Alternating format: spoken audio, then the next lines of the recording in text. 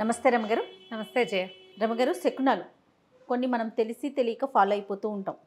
ఏదైనా మంచి జరిగినా చెడు జరిగినా ఉదయం ఎవరిని చూసాము, పొద్దున్నే లేవగానే ఏం చూసాం, ఎక్కడ ఏం జరిగింది, ఇలా రీకలెక్ట్ చేసుకుంటాం. అప్పుడప్పుడు మన మొహాన్ని మనమే అద్దంలో చూసుకున్నాను గుర్తొస్తుంది.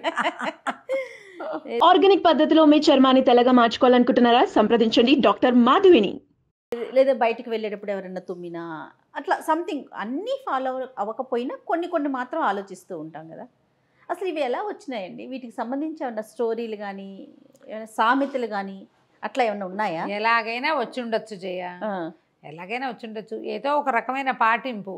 ఓ మంచినీళ్ళు బిందె ఎదురు రావాలి, ఎక్కడికైనా శుభకార్యాల మీద వాటి మీద వెళ్ళేటప్పుడు. ఆ ప్రయాణాలు పెద్దవి, ఇదివరకు ట్రాన్స్పోర్టేషన్ లేదు, నడిచి పోవాలి, ఏదో దొరికిన బండి పట్టుకుని వెళ్ళాలి. జంతువుల దాడి ఉండేదేమో కదా. జంతువుల దాడులు అవి కూడా ఉండేవి, ఊర్లు దాటడానికి అవి కొంచెం ఇబ్బంది అయ్యేది. అందుకని ప్రయాణ సన్నాహం చేసేటప్పుడు కొంచెం మంచి వాళ్ళు మంచిగా ఎదురొస్తే ప్రయాణం బాగా జరుగుతుందని ఒక నమ్మిక. అలా ఎలాగో మొదలయ్యి ఉంటాయి, అంతే అంతే. అందులో ఏం చేస్తాం మనం, ఈ పిల్లి ఎదురొస్తే అదని, కాక ఎదురొస్తే ఇదని, మంచినీళ్ళు బిందొస్తే, ముత్తైదు వస్తే, బ్రాహ్మడు వస్తే, ఒంటి బ్రాహ్మణ శకునం మంచిది కాదు. అవును, మన ఇష్టం ఎన్నో క్రియేట్ చేసుకో. బోల్డ్ అని క్రియేషన్ అంటే ముందు నుంచి ఉన్నవే, కొత్తవి క్రియేట్ చేసుకోము మనము. ఇవి కాకుండా పొద్దున్న ఎవరైనా ఎదురుపడ్డారు, అప్పుడు పెట్టిన సందర్భం వేరై ఉండొచ్చు. దాన్ని మనం ఎప్పుడు మాట్లాడుకుంటూ ఉంటాం కదా రమ్మగారు, సందర్భాలు వేరు, కానీ మనకి వీలుగా దాన్ని మనం మార్చుకుంటూ మార్చుకుంటాం. ఇవాళ పని అవ్వకపోతే పొద్దున్న లేచి ఎవరి మొహం చూసానో అని గుర్తు చేసుకోండి. ఇదివరకు అట్లాగా తెల్లారు లేచి పళ్ళు తోముకోవడానికి, నీళ్ళు తెచ్చుకోవడానికి నువ్వు వాకిట్లోకి వెళ్తాలా? అసలు మన ఇంట్లోనే, మన ఇళ్లలోనే, మన బాత్రూములు మన ఇంట్లోనే, మన నీళ్లు మన ఇంట్లోకే వస్తాయి. తెల్లారు లేచి తలుపు తీస్తే ఎదురుకుండా వాళ్ళ ఇల్లు కనబడుతుంది. ఇదివరకు ఎలా ఉండేవి, ఇళ్ళు విసిరేసినట్టు దూరంగా ఉండేవి. పళ్ళు దంతధావనానికి, వంటూ అన్నిటికీ బయటకు వెళ్ళాలి. నీళ్ళు కావాలంటే బయట నుంచి తెచ్చుకోవాలి. అవును కదా. ఇలాంటప్పుడు బయటకే వెళ్ళాల్సి వస్తుంది. అప్పుడు ఎవరినో ఎదురొస్తారు, చూస్తాము.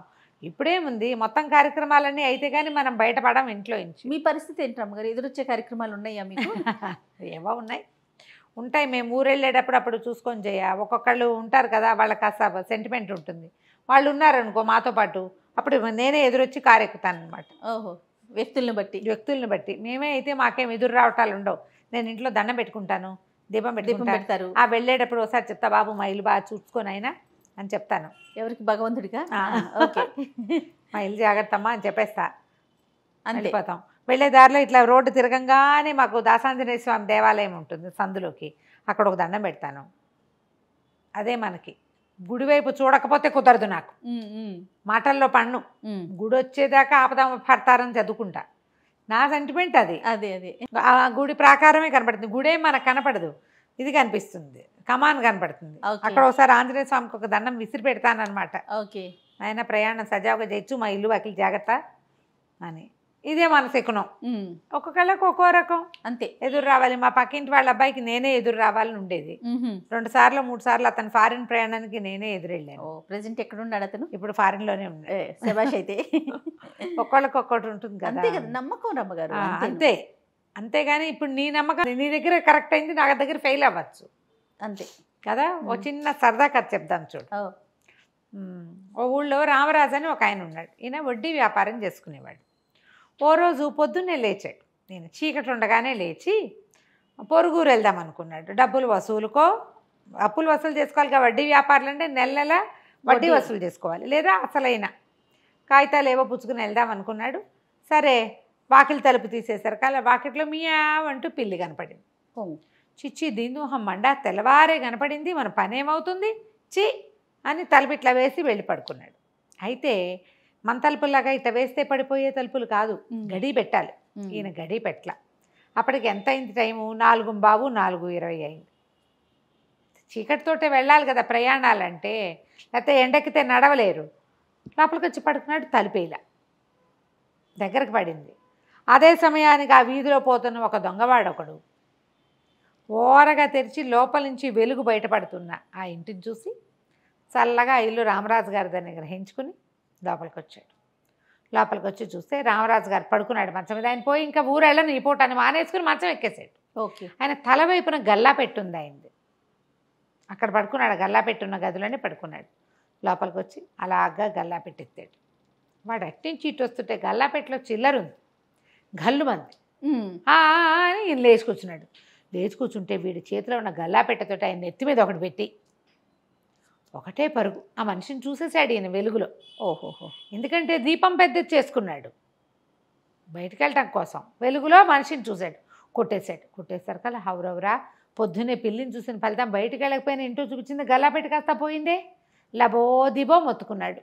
చుట్టుపక్కల ఎక్కడా దొరకలవాడు. పారి ఈయన దెబ్బ తగిలింది. ఈయన లేచి మంచినీళ్ళు తాగి బయటకు వచ్చేసరికి జంపు, వాడు వెళ్ళిపోయాడు ఎప్పటికో. అక్కడి నుంచి ఏం చేశాడు, ఆ ఊరు న్యాయాధికారి తహసీల్దార్ ఆయనే ఈ తీర్పులన్నీ చేస్తాడు. అక్కడికి పోయాడు. అక్కడికి వెళ్తే ఆయన పేరు ఈయన రామరాజు, ఆయన భీమరాజు. మళ్ళీ ఆ భీమరాజు ఎవరో కాదు, ఈయన చెల్లెలి మొగుడు. ఓహో. ఇది కో-బ్రదర్. ఈ చిన్న చిన్న ఊళ్ళ తాలూకు హడావిళ్ళన్నీ పక్కనున్న పెద్ద ఊరిలో తీరుస్తారు. ఈయన వెళ్ళి అక్కడ చెప్పుకున్నాడు. ఆ చెప్పడానికి వెళ్ళిన చోట ఉన్న ఆయన ఎవరంటే భీమరాజు గారు, ఈయనకి స్వయాన బావ. ఇంతకీ ఒట్టి బావే కాదు, రామరాజు గారు వడ్డీ వ్యాపారానికి 10 లక్షలు అప్పు పెట్టాడు. ఆయన 10 లక్షలు ఈయన దగ్గర ఉన్నాయి. ఏమో ఈ బాబా ఏమన్నా చెల్లి పెట్టడానికి వచ్చావా, ఏమిటా ఈ సంగతి అన్నాడు. చెల్లేమిటి నా బొంద, తెల్లవారి నిద్ర లేవగానే పిల్లి మొహం చూశాను, దొంగ మొహంది. దాన్ని చూసేసరికల్లా గల్లాపెట్ట కాస్త పోయింది. ఎవడో ఎత్తుపోయాడు బాబా, ఇక మొహం మీద బొప్పి. అసలు అందులో ఉన్న డబ్బులు నీవే, నీకు ఇవ్వడం కోసమే నేను అన్ని సర్ది పెట్టాను. పొద్దునే బయలుదేరి వద్దామనుకున్నా, వాకిట్లోకి వచ్చేసరికల్లా వాకిలి తలుపు తీసి మొహం కడుక్కుని ఏదో చెయ్యాలి కదా. అవును కదా. వాకిలి తలుపు తీసేసరికల్లా పిల్లి ఎదురైంది. వెళ్ళి పడుకునేసరికి ఎవడొచ్చాడో తెలీదు, వాడికి అస్త ఇట కొట్టేసేసాడు నన్ను, పోయింది అని లబో దిబోమని గోల పెట్టాడు. గోల పెట్టేసరికల్లా సరే ఈయన ఏం చేశాడు, ఆరా వీర అందరికీ తన డబ్బులు కబురు చేశాడు. ఇంతలో ఏమైంది, సరే నువ్వు వెళ్ళు మీ ఇంటికి, మా ఇంటికి వెళ్ళిపో, మీ చెల్లెలు చాలా రోజులైంది కలిసి అంటోంది, వెళ్ళి కాస్త ఏదైనా ఎంగిలిబడి కాసేపు నడుము వాల్చి రాను మళ్ళీ కచేరీకి రమ్మన్నాడు. ఇతను ఇంటికి వెళ్ళాడు. ఇంటికి వెళ్ళి చెల్లెలేదో అంత తద్దనం పెడితే తినేసి మళ్ళీ వచ్చేసరికి ఎండెక్కింది. మధ్యాహ్నం అయిపోయింది. మధ్యాహ్నానికి ఈ పక్కన ఒక సంతలో ఎవరిదో జేబు కొడుతున్న ఒక జేబు దొంగని పుచ్చుకొచ్చారు. ఓ. రక్షక భటులు తీసుకొచ్చారు. ఆ జేబు దొంగ లోపల నుంచుని ఉన్నాడు. నేను చూడలేదండి, నేను పొరపాటున చేశానండి ఏదో చెప్తున్నాడు. ఇంతలో ఈ రామరాజు గారు లోపలికి వెళ్ళేసరికి ఆయన చూసి బావోయ్ వీడే దొంగ, పొద్దున్న ఎత్తిపగలు కొట్టిన వాడని కేకలు పెట్టాడు. కేకలు పెట్టంగానే ఈయన అయ్యారా ఎవరెవరా, పొద్దున్న అంత దొంగతనం చేసి మళ్ళీ మధ్యాహ్నానికి జేబు దొంగతనం చేస్తావా, తీ డబ్బులు ఎక్కడ ఉన్నాయో తీయంటే రక్షక భటులు ఉన్నారు. కొత్తవాళ్ళ తహసీల్దార్ గారు ఎదురుకుండా ఉన్నాడు. పైగా తను కొట్టినవాడు ఎదురుకుండానే ఉన్నాడు. దొంగ ఇంకా ఆపుకోలేకపోయాడు. కాదని బోటరీ ఆయన లేకపోతే ఏమయ్యేది కాదు, జేబు దొంగతనంతో పోయేది. ఇప్పుడు గల్లాపెట్టి దొంగతనం, ఇంట్లో జరబడిన దొంగతనం నెత్తి మీద పడింది. ఒప్పుకుని సరే గల్లాపెట్ట ఎక్కడ దాచాడు, ఎందుకంటే గల్లాపెట్టలో డబ్బులు వాడు చూడలా, పెట్టెత్తుపోయాడు అంతే. కొన్నాళ్ళు అవి దాచిపెడతారు. చాలామంది దొంగలు అదే పని చేస్తారు, వస్తువు కొట్టేసి వెంటనే వాడరు, వాటిని దాచేస్తారు. తెలివి తక్కువ పిచ్చి వెధవలు వెంటనే అమ్మకంలో పెడతారు. మెచ్యూర్ దొంగలు పట్టిపడిపోతారు వాళ్ళు. తెలివిగల పురాతన దొంగలు ఏం చేస్తారు, దొంగతనం చేసిన వస్తువుని పైకి రాకుండా కప్పెట్టేస్తారు. జనం దాన్ని మర్చిపోయాక తీస్తారు బయటికి. అవును, మనం చాలా చూస్తాం ఇలాంటివి. 20 ఏళ్ల క్రితం పాటి పెట్టింది దొరికింది అని వీడు ఎక్కడో దాపెట్టాడు. అక్కడ చెప్పాడు. చెప్పంగానే ఇక రక్షక భటులతో పాటు రామరాజు కూడా పోయాడు. ఆ పెట్టె నాదే అన్నాడు. పొద్దున ఏం చెప్పాడు, గల్లాపేటలో డబ్బులు దాచాను, ఆ డబ్బు నీకు ఇవ్వడానికే అన్నాడు. ఆ డబ్బు తీసుకొచ్చి సరుకు ఇక్కడ అప్పచెప్పాలి కదా. ఈ తహసీల్దార్ గారి దగ్గర అప్పచెప్తే పెట్టె తెరిచేసరికల్లా 10 లక్షల సొమ్ము ఇంకా చిల్లర ఉంది. తహసీల్దార్ గారు తన 10 లక్షలు తను లెక్క పెట్టి తీసుకున్నాడు. ఈయన నెత్తి తడుకుంటూ ఏం చెప్పాడంటే, పొద్దున్నే పిల్లి మొహం దాని మొహం చూసేసరికల్లా ఇంత దెబ్బ తగిలింది, డబ్బులు పోయింది, కానీ నువ్వు భలే ఘటికడు బావా, 2 గంటల్లోనే సంపాదించేసావు, పట్టేసావు దొంగనంటే. సరే ఈయన అన్నాడు తహసీల్దార్ గారు, బాబా నే కూడా పొద్దున్న పిల్లి మొహమే చూశాను పొద్దున్నే, నువ్వు పోయింది అంటున్నావు, నాకు వచ్చింది చూడు, బాకీ వసూలైపోయింది, పాత బాకీ వసూలైపోయింది. 2 ఏళ్ళ నుంచి వడ్డీ ఇస్తున్నావా, ఇవాళ అసలు వసూలు అయిందంటే మహాలక్ష్మి ఇంటికి వచ్చింది, పిల్లి ఎదురవటం వల్లే మహాలక్ష్మి ఎదురొచ్చింది. ఈయన గొంతులో డక్కుపడింది. ఈయనకి డబ్బు ఇవ్వడం ఏమి ఇష్టం లేదు ఇప్పుడు. అదేలే, మహా అయితే కొంచెం చెల్లు పెట్టేవాడు, ఉన్న 10 ఇచ్చేయవలసి వచ్చింది. సరే ఇంకా ఊరుకున్నాడు మాట్లాడకుండా. సరే చెల్లెలింటో రాత్రి భోజనం చేసి పడుకుని అనుకుంటూనే ఆ ఇచ్చేయాల్సి వచ్చిందని ఇక ఉన్నవి ఆల్రెడీ కొన్ని బాకీలు బయట ఇచ్చున్నాడు. ఆ డబ్బుతో తన కథ నడుస్తుందన్నమాట. సణుక్కుంటూ ఇల్లు చేరాడు. ఈయన ఇంటికి వెళ్ళిపోయాడు. మధ్యాహ్నానికి పక్కింటి ఆయన ఎదురొచ్చాడు. ఆయన అదోలా ఉన్నాడు. ఏమిటా గోపాలం అలా ఉన్నామంటే, ఏం చెప్పనండి, పెంపుడు పిల్లి పిచ్చిముండా పొద్దున్నే ఎవరి మొహం చూసిందో నిన్న సాయంత్రం చచ్చిపోయిందండి అని అన్నాడు. ఈయన ఉలిక్కిపడ్డాడు. ఆ దొంగ కూడా ఇదే మాట చెప్పాడు. పొద్దున్నే పిల్లి ఎదురొచ్చింది, అందుకే నేను పట్టుబడిపోయాను అని. ఇప్పుడు ఎదురొచ్చిన పిల్లి ఎవరెవరికి ఎదురొచ్చింది? మొదట రామరాజుకి ఎదురొచ్చింది. అవును. రామరాజుకి డబ్బు పోలేదు, అప్పు తీరిపోయింది, మొదట పోయి దెబ్బలు తగిలినప్పటికీ. అదే పిల్లి దొంగకి ఎదురొచ్చింది, వాడు పట్టుబడిపోయాడు. ఆ పిల్లి కాస్త పైకి వెళ్ళిపోయింది. పిల్లి ఎదురొచ్చిన భీమరాజు గారికి ఆయన పాత బాకీ వసూలైపోయింది. పైగా దొంగని 2 గంటల్లో పట్టుకున్న క్రెడిట్ కూడా వచ్చింది. శకునంలో ఏమైనా ఉందా? ఒక్కొక్కరికి ఒక్కో విధం. అదే ప్రధానమైనది ఏంటి? ఈయనకి బాకీ తీర్చే రోజు వచ్చింది, వాడికి పట్టుబడే రోజు వచ్చింది, ఆయనకి డబ్బు వచ్చే రోజు వచ్చింది, దానికి కాలం చెల్లిపోయింది, చచ్చే రోజు వచ్చింది. ఎవరో ఎదురొచ్చారు పొద్దున్నే దానికి, అందుకని పోయింది.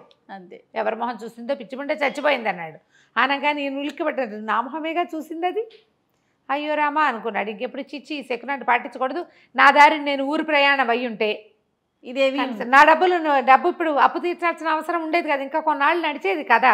ఈసారి శకునం పాటించకూడదని 4 కొరుకుని లోపలికి వెళ్ళిపోయాడు. నేనే చూశాను అని చెప్పకుండా కథ కంచికి మనం ఇంటికి. చాలా బాగుందండి. నమస్తే. నమస్తే చేయండి.